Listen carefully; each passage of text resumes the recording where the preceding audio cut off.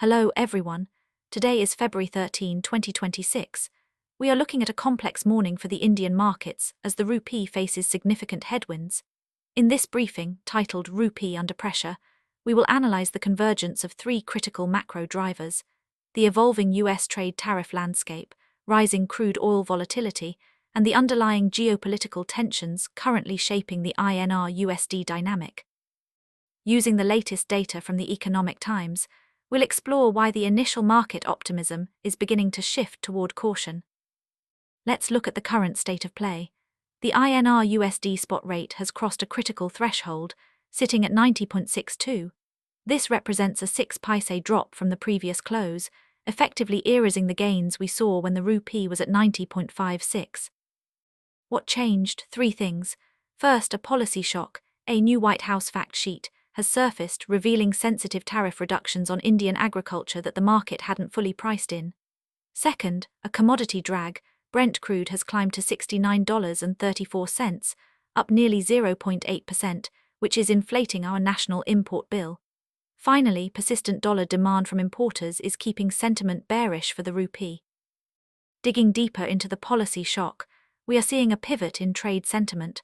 While the February 6 joint statement between the US and India sparked initial optimism, the devil is in the details of the specific US document. Amit Pabari of CR Forex Advisors notes that this document goes a step further than the joint statement, touching on areas that are both politically and economically sensitive for India. While industrial goods see broad eliminations, the real friction lies in agriculture.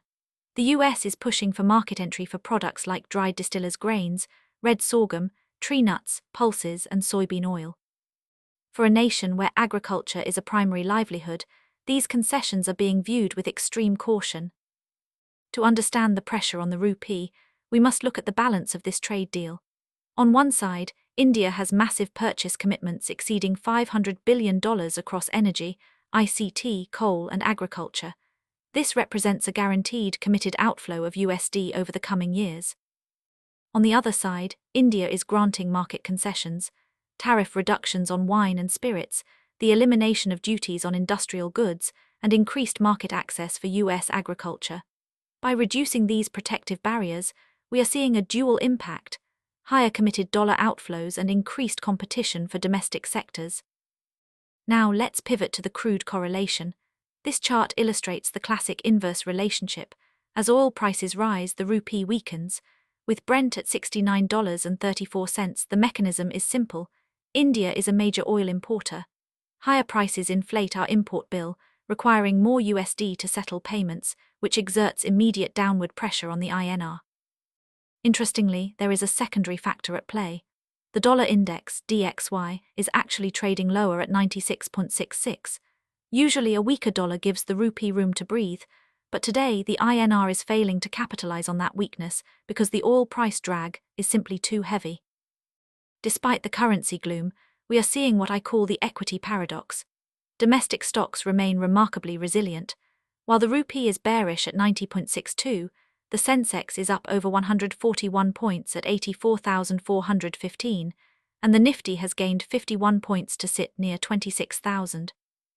This resilience is driven by foreign institutional investors, FIIs, who remain net buyers, purchasing equities worth 69.45 crore today. We are seeing significant trending activity in the banking majors, SBI, HDFC, and Axis, as well as the IT giants like Infosys and Wipro. How should investors position themselves? We've identified several sectors to watch. The winners, pharma and textiles, are your rupee plays.